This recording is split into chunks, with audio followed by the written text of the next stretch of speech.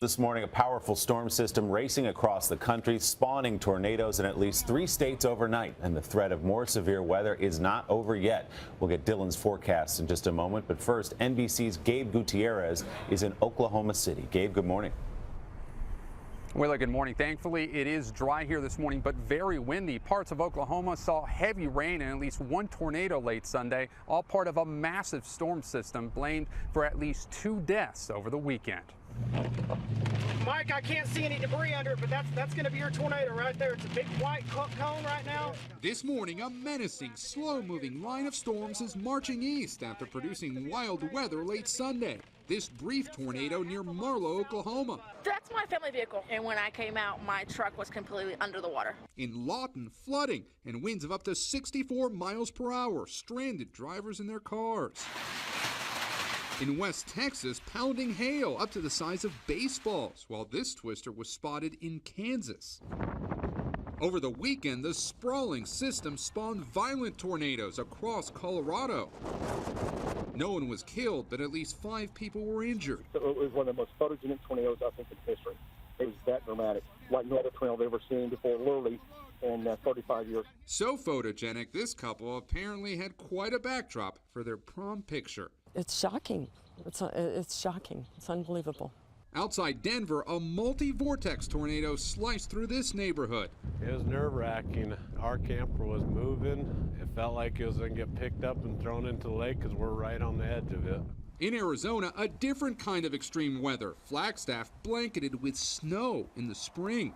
Just an hour's drive west, relentless rain and hail blamed for at least 6 injuries and 2 deaths on I-40. Good Samaritans, police say, rushing to aid the victims of a rollover crash. A dangerous weekend as millions now brace for the peak of tornado season. As the wind picks back up here in Oklahoma, they're watching for the possibility of more severe weather later today.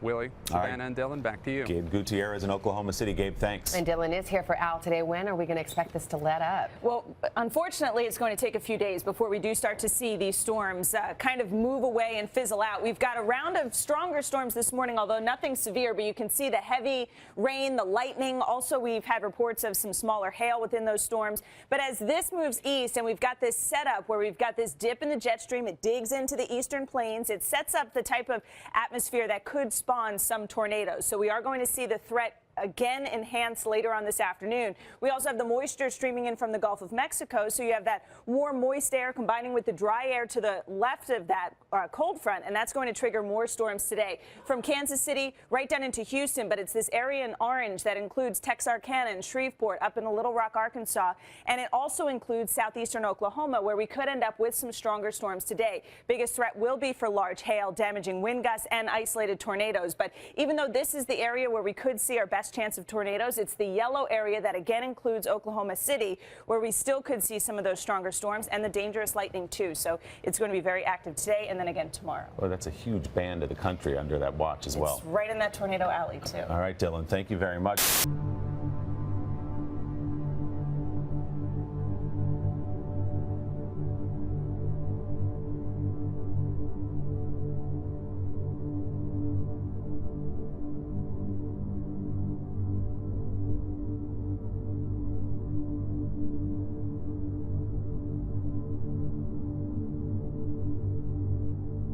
The hot water in the kettle gives off water vapor to the air by rapid evaporation, just as rivers, lakes, and ponds give off water vapor to the air by slow evaporation.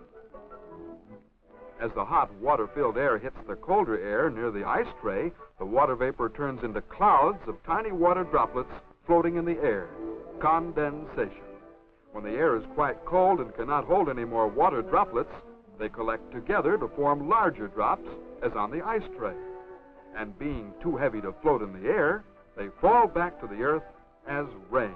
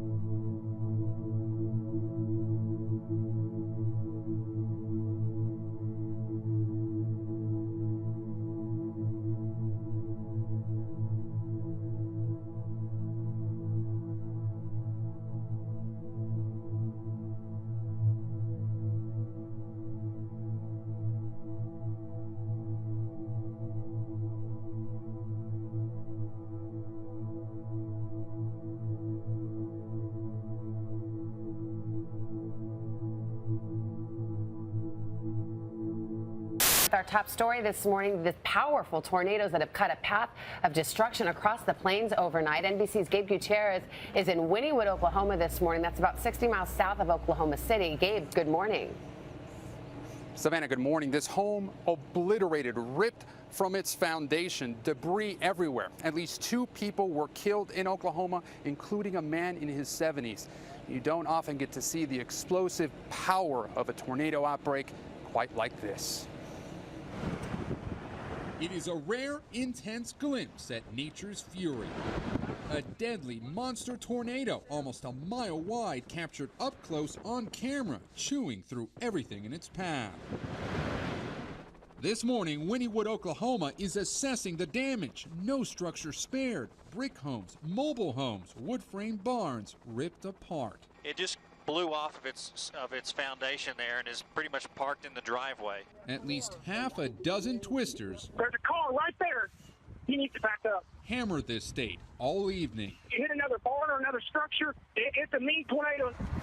Across the country, at least 19 reported tornadoes, including touchdowns in Nebraska and Iowa. Dangerous, dangerous situation here. While some storm-tested Oklahomans didn't let hail stop their round of golf, other seasoned weather watchers were amazed at what they saw. Look at the motion. Holy mackerel. Wow. Look at the debris in the air. This is an F4 tornado. There's no doubt about it. It's ripping the town apart. But today, it is the small things in Wynnewood that loom large. Anniversary card. But we're okay. Lisa Buckner survived by racing to her emergency underground shelter. It was just scary. Very scary, especially by yourself. Her home is shredded, but her will is not. Never in my life. I don't want to do it ever again. It was horrifying. The weather is expected to be drier today, which will help the cleanup effort, but they're bracing for another round of potential severe weather tomorrow. Savannah and Natalie, it is, after all, the height of tornado season here. Terrifying images as well. Gabe Gutierrez, thank you.